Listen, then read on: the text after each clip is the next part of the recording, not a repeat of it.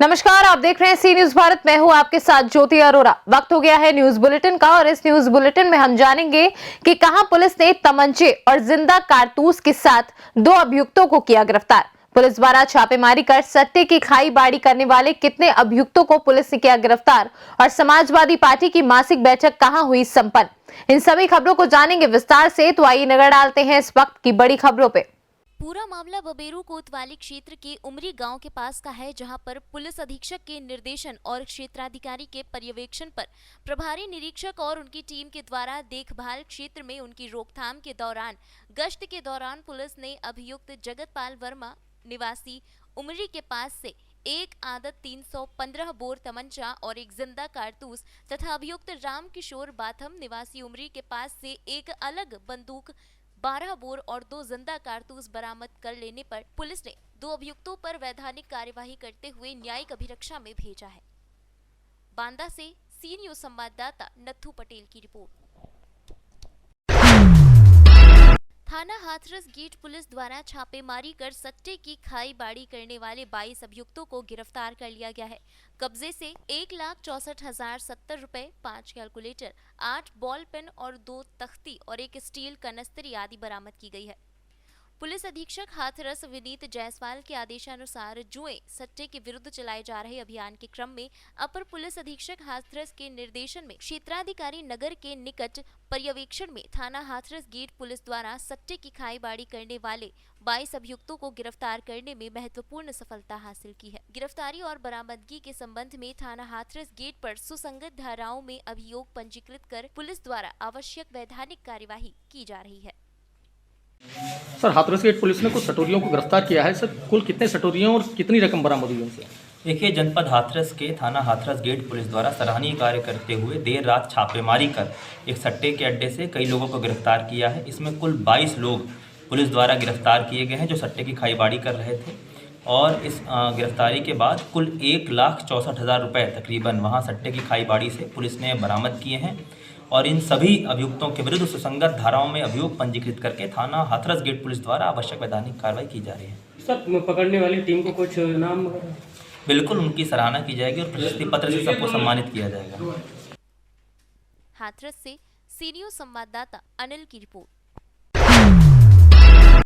ग्राम पंचायत देवरी सिंहपुरा नई बस्ती में समाजवादी पार्टी की मासिक बैठक संपन्न हुई, जिसमें जिला कार्यकारिणी के सपा नेताओं समेत तमाम कार्यकर्ताओं ने भाग लिया।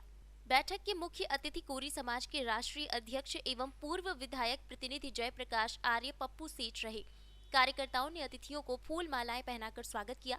बैठक को संबोधित करते हुए सपा नेता जयप्रकाश आर्य पप्पू सेठ ने केंद्र एवं प्रदेश सरकार पर तीखा हमला करते हुए कहा कि भाजपा ने झूठ बोलकर सरकार बनाई थी। अब भाजपा का झूठ प्रदेश एवं देशवासियों के सामने आ गया है। उन्होंने कहा कि समाजवादी पार्टी के समय में पेट्रोल और डीजल सस्ते थे तथा बुनकरों को रियायती दरों पर कनेक्शन दिए जाते थे। किसान खुशहाल थे, मगर अब इन सब की बदहाली किसी से छुपी नहीं है। बॉर्डर पर अनशन कर रहे बेबस किसानों पर सरकार लाठीचार्ज कर रही है और पानी की बौछारें करवा रही है, जबकि किसानों से ही देश का भविष्य जुड़ा है। इस कार्यक्रम का संचालन कमलेश आर्य ने किया। यहाँ ब्लॉक प्रमुख राहुल यादव, नाथू राम आर्य, जिला पंचायत सदस्य प्रतिनिधि प्रमोद कुमार आर्य, अयोध्या प्रसाद, खरका नगर अध्यक्ष राम किशोर कुशवाहा, हीरालाल खोइया आदि तमाम लोग उपस्थित रहे। रानीपुर से सी न्यूज संवाददाता चंदू राइन की रिपोर्ट। सोनबरसा राज प्रखंड के बसनही थाना क्षेत्र अंतर्गत महुआ उत्तरवारी के बलेठा वार्ड नंबर 1 में बीते शुक्रवार को एक दुर्घटना में सियाराम मंडल का 12 वर्षीय पुत्र पवन कुमार मृत्यु को प्राप्त हुआ। इस घटना की जानकारी मिलते ही बसनही थाना प्रभार थानाध्यक्ष जनार्दन प्रसाद यादव घटना स्थल पर पहुंचकर शव को कब्जे में लेकर पोस्टमार्टम के लिए भेजा। रास्ते में जितकिया चौक पर महुआ उत्तरवारी पंचायत के वर्तमान मुखिया पति बुचो मंडल ने अपने दलबल के साथ पहुंचकर शव को रोकने की कोशिश की।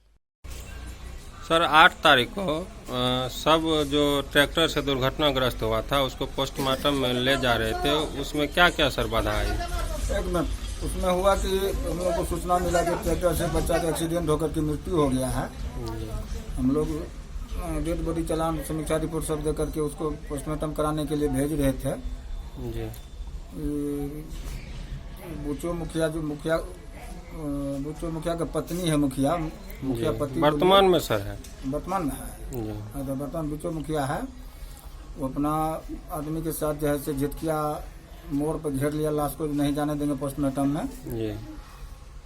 और उसके बाद वहाँ से जो हम लोग हटा उठा के फिर लाश को आगे बढ़ाए, तो फिर जाके पतरघट पेट्रोल पंप पर लाश को रोक लिया गया। जी, तो आप जा रहे थे सर, तो आपके साथ क्या पदाधिकारी था? आप अकेले थे कि और भी था सर? नहीं, मेरे पास 3 पदाधिकारी थे। जी, कौन सब था? सोनू बाबू थे, शिव कुमार बाबू थे, हम थे, जी। और मेरे साथ फोर्स था।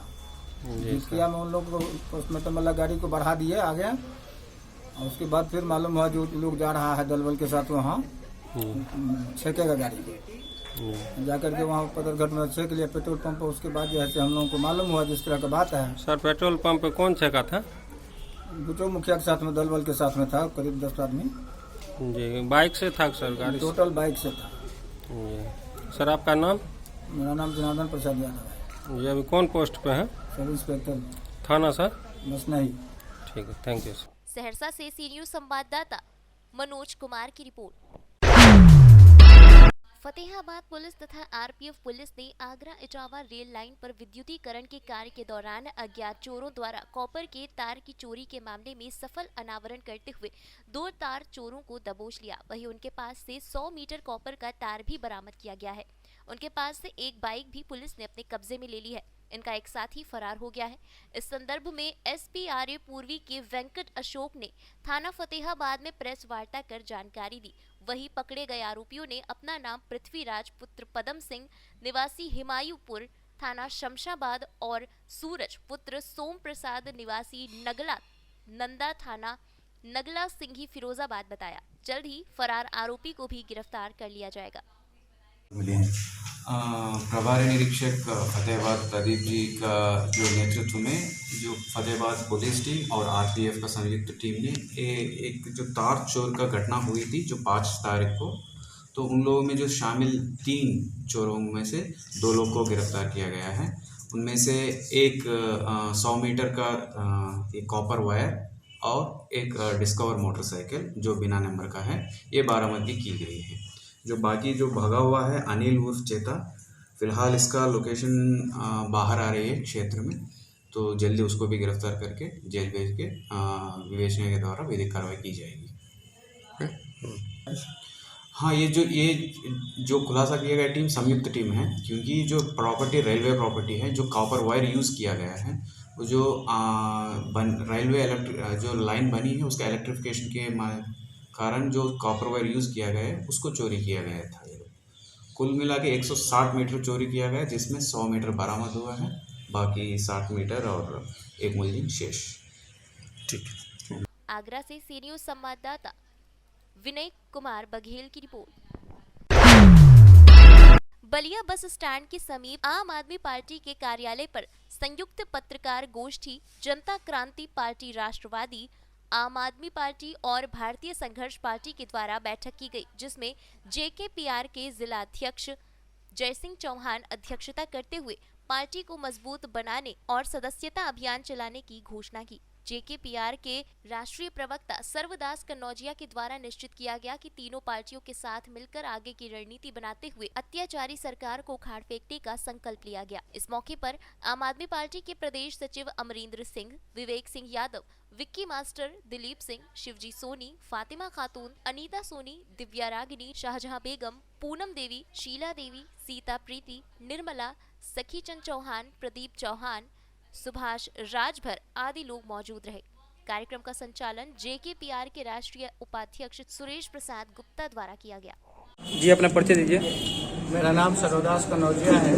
मैं जनता क्रांति पार्टी राष्ट्रवादी का राष्ट्रीय प्रवक्ता हूँ। यहाँ पे किस तरह का प्रेस कॉन्फ्रेंस रखा गया? जनता क्रांति पार्टी राष्ट्रवादी, भारतीय संघर्ष समाज पार्टी और आम आदमी पार्टी का यह प्रेस कॉन्फ्रेंस संयुक्त प्रेस कॉन्फ्रेंस रखा गया है।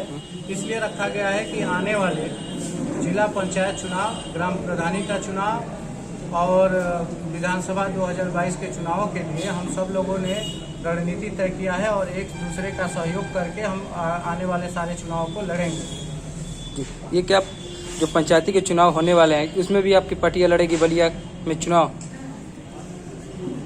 पार्टियां अपने स्तर से अपने संगठन को मजबूत करने के लिए चाहे कोई भी चुनाव हो उसमें अपनी भागीदारी करेंगे।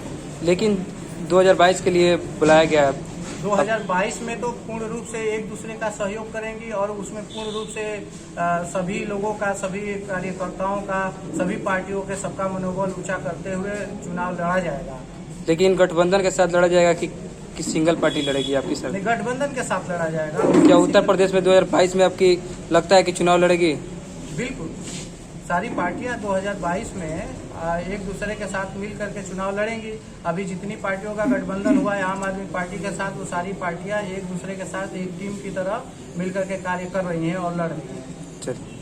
विफल हो चुकी है, चाहे वो बेरोजगारी का मामला हो, चाहे शिक्षा, स्वास्थ्य और बिजली पानी का मामला हो, चाहे महिलाओं के साथ जो अत्याचार हो रहा है उसका मामला हो, नौजवानों को बेरोजगार रखा जा रहा है उसका मामला हो रहा है, और सबसे बढ़ के भ्रष्टाचार। जैसा कि अभी कोरोना काल में आम आदमी पार्टी ने एक बहुत बड़ा भ्रष्टाचार उजागर किया। उत्तर प्रदेश की योगी सरकार ने कोविड के समय जो उपकरण खरीदे उसमें भारी भरकम जो है भ्रष्टाचार सामने निकल करके आया प्रत्येक जिलों से। तो पूरी तरीके से योगी सरकार जो है उत्तर प्रदेश में विफल हो चुकी है और आम आदमी पार्टी ही एक विकल्प नजर आ रहा है। उत्तर प्रदेश में अब तक जो भी पार्टियां आई, चाहे वो जात बिरादरी के नाम पर, चाहे तमाम मुद्दे थे, उस मुद्दों को लेकर के जनता का, आम जनता का जो मूलभूत जरूरतें थी, बिजली, पानी, शिक्षा, स्वास्थ्य, उस पर कोई काम आज तक नहीं किया। आप खुद देख लीजिए कि सन 1947 से लेकर के और आज सन 2021 शुरू हो चुका है। 70 सालों, 71 सालों में आपको 24 घंटे बिजली नहीं मिल रही है। जनता को पीने का स्वच्छ पानी नहीं मिल रहा है। स्कूलों की हालत इतनी बदतर हो चुकी है, सरकारी स्कूलों की, कि हमारे आम आदमी पार्टी के शिक्षा मंत्री जब यहाँ के शिक्षा मंत्री के बुलावे पर लखनऊ आए और स्कूल देखना चाहा तो उनको पुलिस के जरिए रोक दिया गया। स्कूल दिखा नहीं सकती थी उत्तर प्रदेश सरकार। वही हाल स्वास्थ्य का है। स्वास्थ्य के मामले में भी आप बलिया जिले का इतना बड़ा क्षेत्रफल है, लगभग 29-30 किलोमीटर वर्ग किलोमीटर में बलिया का क्षेत्रफल है। एक सरकारी हॉस्पिटल है और उसमें भी ये व्यवस्था नहीं है। मंडल पूरा आजमगढ़, बलिया और मऊ, 3 मंडल में तीनों जिले मिला करके एक रेडियोलॉजिस्ट की नियुक्ति की गई है। तो उत्तर प्रदेश सरकार पूरी। बलिया से सी न्यूज संवाददाता गौतम कुमार गुप्ता की रिपोर्ट।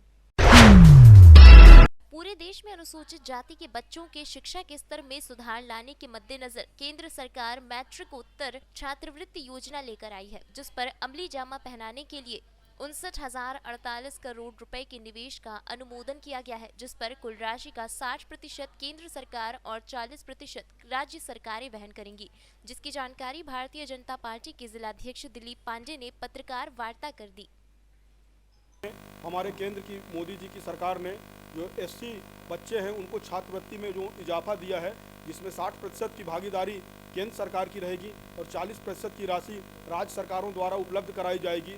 हमारा उद्देश्य है कि कोई भी एससी बंधु का बच्चा अछूता ना रहे, सभी को छात्रवृत्ति मिले, सभी लोग आर्थिक रूप से संपन्न तो बने ही, साथ ही शैक्षणिक और मानसिक रूप से भी किस प्रकार से हम उनका उन्नयन कर सकते हैं, उन्हें उच्च शिक्षा में, उच्चतर शिक्षा में कैसे हम सहयोग कर सकते हैं, इसको लेकर हमारी सरकार सदैव से कृत संकल्पित रही है और उसी को लेकर यह एक ऐसी योजना बनी है जिसके माध्यम से बड़ी ही पारदर्शिता के साथ, बड़ी दूरदर्शी सोच के साथ स्वयं छात्र के खाते में डिबेट के माध्यम से पूरी राशि उनके अकाउंट में आएगी, जिसमें कोई बीच में नहीं रहेगा। सीधे सरकार द्वारा छात्रवृत्ति उन एससी बच्चों के खातों में आएंगी, जिसके माध्यम से वे अपने शैक्षणिक स्तर को सुधारने में, शैक्षणिक स्तर को बढ़ाने में उस राशि का उपयोग कर सकेंगे, जिसको लेकर यह पत्रकार वार्ता आयोजित की गई रही। इस पत्रकार वार्ता को हमारे एससी मोर्चे ने आयोजित किया। साथ ही हमारे एससी मोर्चे के पदाधिकारी और कार्यकर्ता जन जागरूकता अभियान फैलाते हुए हर घर तक जाएंगे और एससी समाज के बंधुओं से आग्रह कर उन्हें इस योजना के बारे में मुखातिब कराते हुए उन्हें रूबरू कराएंगे और बताएंगे कि हमारी केंद्र सरकार की यह योजना का क्या लाभ है, इसको हम कैसे उपयोग कर सकते हैं और इसके माध्यम से शैक्षणिक रूप से हमारा समाज कैसे सशक्त बन सकता है, उसको लेकर यह पत्रकार वार्ता आयोजित की गई। उमरिया से सी न्यूज संवाददाता केजी पांडे की रिपोर्ट। फिलहाल के लिए न्यूज बुलेटिन में बस इतना ही। देश और दुनिया की तमाम बड़ी खबरों के लिए आप देखते रहिए सी न्यूज भारत।